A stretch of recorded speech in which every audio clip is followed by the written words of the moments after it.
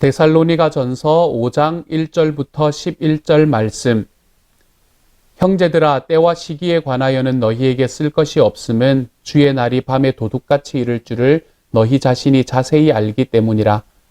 그들이 평안하다 안전하다 할 그때에 임신한 여자에게 해산의 고통이 이름과 같이 멸망이 갑자기 그들에게 이르리니 결코 피하지 못하리라. 형제들아, 너희는 어둠에 있지 아니하매 그날이 도둑같이 너희에게 임하지 못하리니 너희는 다 빛의 아들이요 낮의 아들이라.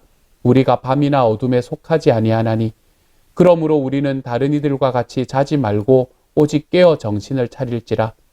자는 자들은 밤에 자고 취하는 자들은 밤에 취하되 우리는 낮에 속하였으니 정신을 차리고 믿음과 사랑의 호심경을 붙이고 구원의 소망의 투구를 쓰자. 하나님이 우리를 세우심은 노하심에 이르게 하심이 아니요 오직 주 예수 그리스도로 말미암아 구원을 받게 하심이라. 예수께서 우리를 위하여 죽으사 우리로 하여금 깨어 있든지 자든지 자기와 함께 살게 하려 하셨느니라. 그러므로 피차 권면하고 덕을 세우기를 너희가 하는 것 같이 하라. 아멘. 오늘은 2020년 11월의 첫 번째 토요일입니다. 오늘은 강초를 위해서 함께 기도하는 주입니다. 오늘 이 시간 강초에 있는 모든 목장을 위해서 기도해 주시기를 소망합니다. 먼저 온두라스 목장을 위해서 기도해 주십시오. 온두라스 목장을 섬기시는 우리 강성구 강은일 목자 목녀님을 위해서 기도해 주십시오. 터키 목장을 위해서 기도해 주십시오. 터키 목장을 섬기시는 이상세 윤봉현 목자 목녀님을 위해서 기도해 주십시오. 또한 하이티 목장을 위해서 기도해 주십시오.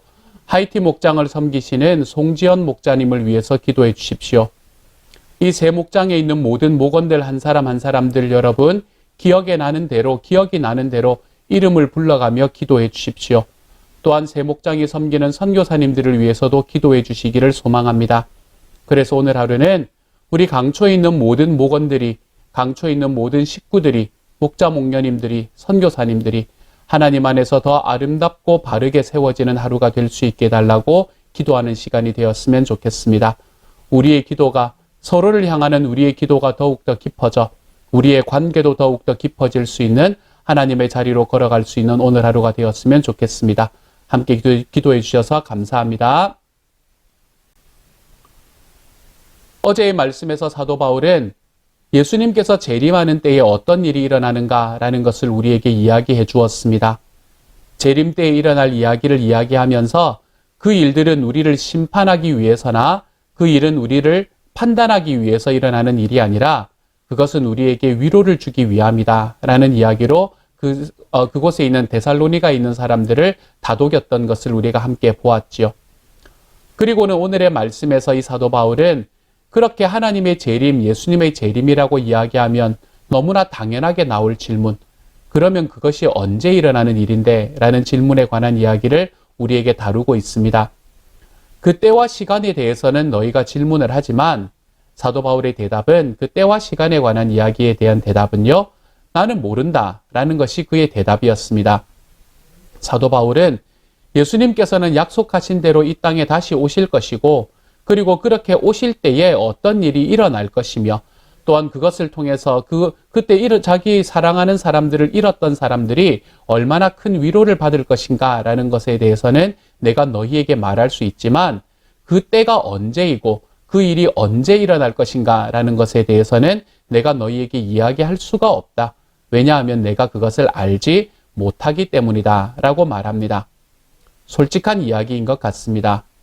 역사 속에서 예수님의 재림이 이때에 있다, 예수님의 재림이 저때에 있다 라고 이야기하며 많은 사람들을 미혹하고 그리고 그들의 삶을 하나님을 믿는 이 올바른 신앙에서 벗어나게 했던 이단들이 얼마나 많았는지 바라보면 사도 바울이 지금 내가 그 때와 시간에 대해서는 모른다, 사실은 그것은 하나님께만 있는 것이다 라고 이야기하는 그의 이야기는 얼마나 정직한 이야기인지 모릅니다.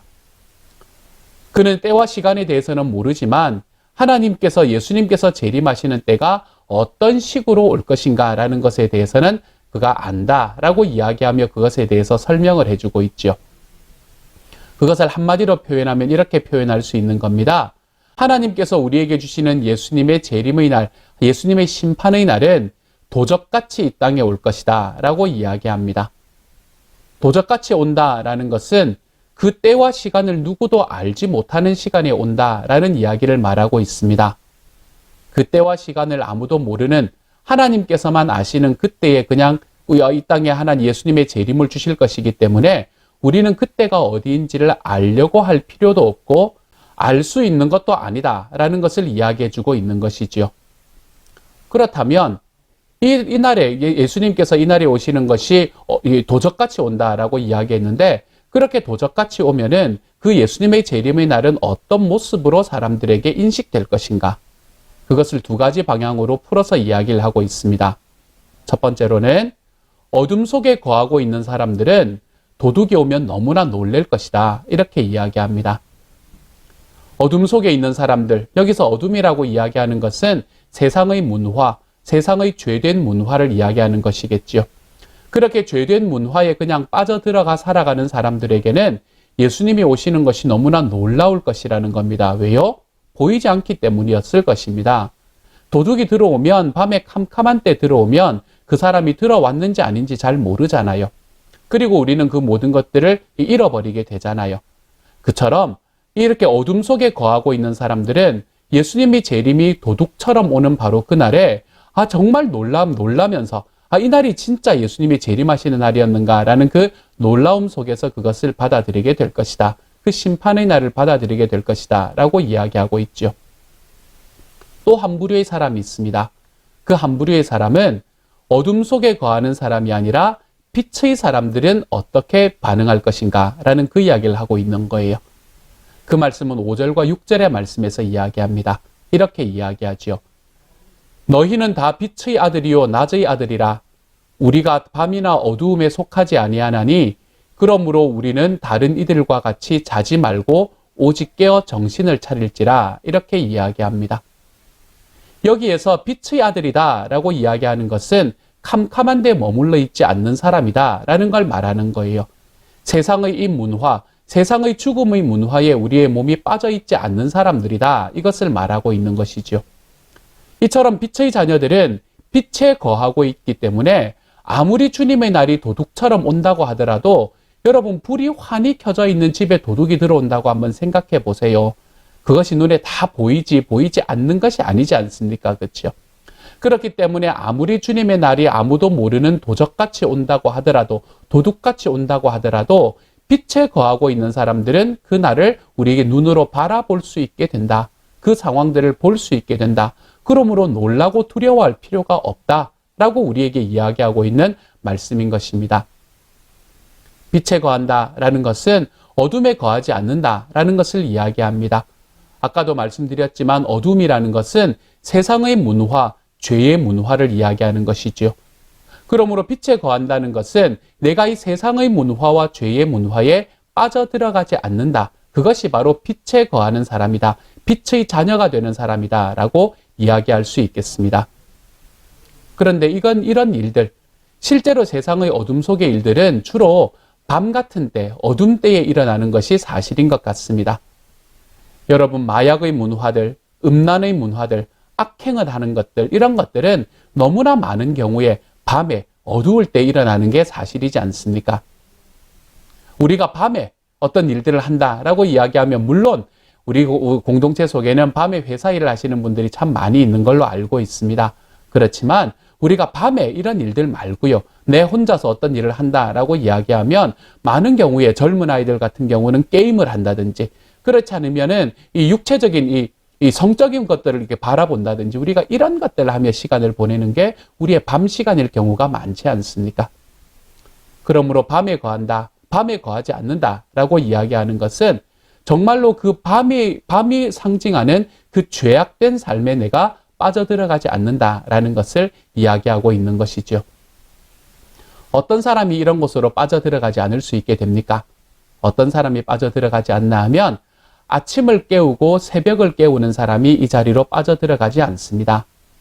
새벽이 소중한 사람들은 밤을 내가 희생하며 살아가는 것이 하나도 어렵지가 않습니다. 그 밤에 깨어 있음으로 인해서 나에게 죄악된 것이 다가오는 그러한 시간을 보낼 바에야 내가 이 시간에는 자고, 밤은 자라고 주는 시간이니까 자고, 그리고 내가 새벽을 깨우며 하나님 앞에 나아가겠노라 라고 이야기하는 삶을 살아가는 사람은 어둠 속에 거하지 않고 빛 안에서 거할 수 있는 사람이 되는 것이지요. 이처럼 새벽을 깨우는 사람들은 무엇을 하는 사람들입니까? 그들은 기도하는 사람들이 됩니다. 기도하지 않는 사람은 영적인 잠을 자게 되는 것 같아요. 하나님의 말씀은 기도하는 것과 깨어있는 것을 서로 비교해서 이야기하고 있는, 함께 이야기하고 있는 내용이 많습니다. 마태복음 26장 41절은 우리에게 이렇게 말합니다. 시험에 들지 않게 깨어 기도하라 라고 이야기합니다. 기도와 깨어있는 것을 함께 붙이고 있는 이야기이지요. 에베소서 6장 18절은 어떻습니까? 모든 기도와 간구를 하되 항상 성령 안에서 기도하고 이를 위하여 깨어 구하기를 이렇게 말합니다. 깨는 것과 기도를 연결하고 있지요. 골로새서 4장 2절은요. 기도를 계속하고 기도에 감사함으로 깨어 있으라 이렇게 말합니다. 이 모든 말씀들은 우리에게 깨어 있다, 낮에 산다, 잠을 자지 않는다, 어두움에 속하지 않는다라는 것은 우리의 기도로 이루어지는 것이다 라는 것을 말하고 있는 것이죠. 그러므로 내가 빛에 거하고 있는 사람인가, 내가 낮에 속해서 깨어 있는 사람인가 라는 것을 확인하려면 그 확인할 수 있는 방법은 너무나 간단합니다. 어떻게 확인하면 되나요? 내가 기도하고 있는가? 이것을 확인해 보시면 됩니다. 내가 하나님 앞에서 기도하고 있는가? 기도하고 있는 사람은 하나님 앞에 깨어 있는 사람입니다.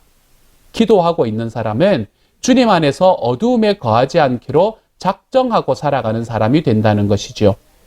그렇기 때문에 우리들의 삶 속에서 기도함으로 걸어감으로 인해 내 삶에 주님께서 도적같이 오시는 그날에, 도둑같이 오시는 그날에 내가 두려움이나 놀람이 아니라 그 예수님을 내 삶 속으로 받아들일 수 있는 삶, 기쁨으로 걸어갈 수 있는 삶을 살아가는 저와 여러분이 되시기를 소망합니다.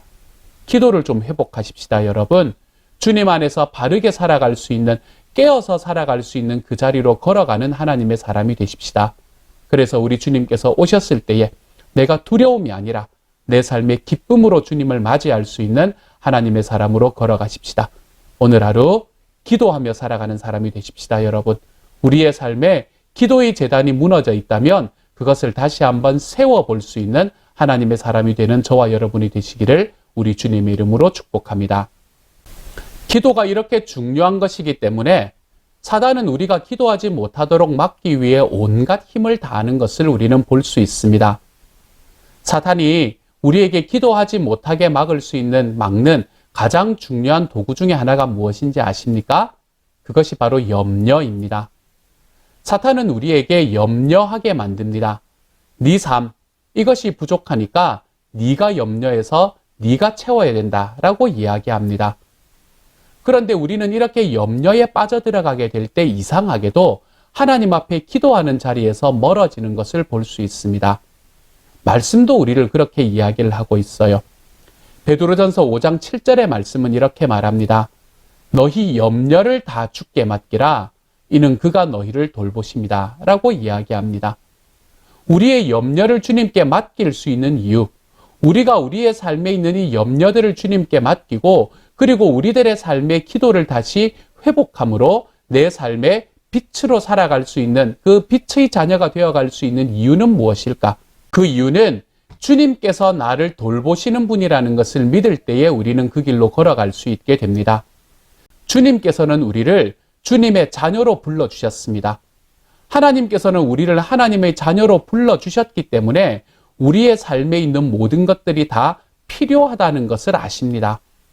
내 삶의 모든 것이 다 필요하다는 걸 아시기 때문에 주님께서는 너가 염려하지 않아도 너가 나에게 맡기기만 하면 내가 너를 사랑하니까 너에게 필요한 것을 내가 채워주마 라고 이야기하시는 분이 우리의 하나님이십니다.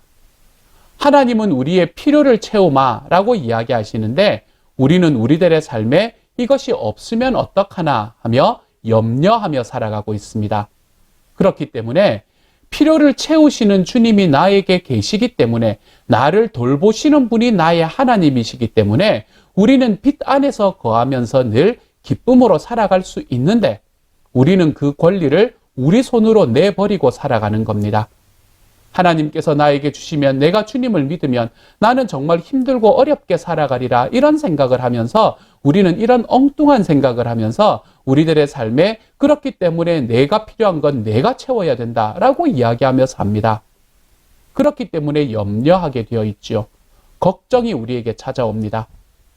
이러한 염려와 걱정 때문에 우리는 기도하며 나아가는 삶을 하나님 앞에 온전하게 드리지 못합니다. 그렇지만 하나님께서 우리에게 말씀하시는 것은 무엇인가 하면 아무것도 염려하지 말고 오직 모든 일에 기도와 간구로 너희 구할 것을 감사함으로 하나님께 아뢰라 라고 이야기하십니다. 그렇게 하면 모든 것에 뛰어나신 하나님의 평강이 너희 마음과 생각을 지키실 것이다 라고 말씀하고 있지요. 우리가 하나님 앞에 기도하면 우리는 주님의 자녀이기 때문에 주님은 우리를 사랑하시는 분이시고 주님의 그 사랑으로 인해서 우리들이 필요한 것을 모두 다 공급해 주시는 분이 바로 내 주님이십니다. 이 주님에 대한 확신을 좀 가지고 걸어가십시다. 그래서 내가 주님 앞에 기도하면 주님께서는 내 삶을 인도하실 뿐만 아니라 내가 주님께 기도하면 염려가 아니라 기도하기 시작하면 하나님께서는 우리의 마음과 생각을 온전히 지켜내시는 분임을 우리의 삶에 경험하며 살아가는 저와 여러분이 되어 가시기를 소망합니다. 그래서 오늘 말씀에서 이야기하는 것처럼 내가 주님께 늘 기도하며 살아가고 있기 때문에 우리 하나님께서 나에게 필요한 것을 주시는 분이 되신다는 걸 내가 알기 때문에 나는 빛 안에 거하는 사람이 되고 그러므로 주님께서 언제 오시더라도 나는 두렵지 않습니다. 주님께서 오시면 그 주님을 기쁨으로 맞이하며 살아가겠습니다. 우리의 삶에 이러한 고백이 나타날 수 있는 하나님의 사람이 되어 가시기를 소망합니다. 그러한 고백이 어떤 고백으로 오늘 말씀에서는 나타나나요? 오늘 말씀 8절에서 이렇게 말하지 않습니까? 우리는 낮에 속하였으니 정신을 차리고 믿음과 사랑의 호심경을 붙이고 구원의 소망의 투구를 쓰자라고 이야기를 합니다. 믿음과 사랑의 호심경, 믿음과 사랑으로 여러분의 갑옷을 삼아 가십시오. 구원의 소망의 투구를 쓰십시오. 그래서 내가 하나님 앞에 구원받았다는 그 사실이 기쁨이 되고 내 주님을 믿음으로 하나님께서 예수님께서 내 삶을 대신 살아주신다는 게 나의 삶의 즐거움이 되며 그리고 우리들의 삶에 내 이웃의 나와 함께 살아가는 사람들을 더욱더 사랑하며 살아가는 것이 나에게는 이제 가능해졌다는 것을 깨달으며 살아갈 수 있기를 소망합니다. 이렇게 살아가는 삶, 이렇게 살아가는 삶을 오늘의 본문은 11절에서 그러므로 피차 권면하고 서로 덕을 세우기를 너희가 하는 것 같이 하라라고 이야기합니다. 하나님께서는 저와 여러분에게 하나님의 공동체를 허락해 주셨습니다. 가정이라는 공동체를, 또한 우리의 정말 소중한 목장이라는 너무나 아름다운 공동체를, 그 목장들이 함께 모여있는 교회라는 공동체를 우리에게 주셨습니다. 이러한 하나님의 공동체 속에서 사랑하는 여러분, 피차 권면하며 살아가십시오. 서로 덕을 세우면서 살아가십시오. 나의 존재는 너의 행복을 위해서 있다. 나는 여기에서 너를 성공시켜주기 위해 있다. 당신이 나보다 더 크게 성공하는 것이 나에게는 큰 기쁨이 됩니다. 이런 고백들이 우리들의 삶에서 가득한, 그래서 우리가 정말 사랑으로 우리의 호심병을 띠고 사랑의 갑옷을 입고 우리들의 삶에 살아가 볼 수 있는 하나님의 사람이 되는 오늘 하루가 되시기를 우리 주님의 이름으로 축복합니다. 함께 한번 기도하겠습니다. 하나님께서 온두라스 목장을 지켜주시고 터키 목장을 사랑해 주시고 하나님 우리 하이티 목장을 붙잡아 주십시오. 하나님께서 여기에서 사역하시는 모든 목자 목녀님들을 지켜주십시오. 강성구 강은일 목자 목녀님, 우리 이상세 윤봉현 목자 목녀님, 그리고 우리 송지연 목자님을 지켜주십시오. 하나님께서 주시는 은혜 가운데에서 기쁨으로 걸어갈 수 있는 하나님의 사람들이 되게 하시고 이 모든 목장 식구들 한 사람 한 사람들에게 주님의 사랑을 더하시고 우리 선교사님들에게 하나님의 능력을 더하여 주옵소서. 그래서 하나님, 이 모든 목장들, 이 모든 강초에 있는 모든 식구들 뿐만 아니라 오늘의 예배에 나온 모든 이들 한 사람 한 사람들이 우리 하나님의 빛 안에 거하는 사람, 우리가 기도함으로 염려를 내려놓고 기도함으로 우리 하나님의 빛 안에 거하는 사람이 되어서 주님이 언제 오시건 내 삶의 기쁨이 되고 정말로 내 삶을 구원과 믿음과 사랑의 투구와 그리고 갑옷을 입고 살아가 볼 수 있는 하나님의 사람. 그래서 우리가 서로를 권면하되 우리가 서로를 정말 진정으로 생각하고 하나님의 아름다운 공동체를 만들어 가볼 수 있는 그런 가정과 목장과 교회를 만들어 가볼 수 있는 하루가 될 수 있도록 주여 도와주옵소서. 오늘 하루 하나님께서 주시는 크신 은혜 속에서 살아갈 수 있게 하시기를 소망하며 모든 말씀 우리 주님 예수님 이름으로 기도드립니다. 아멘.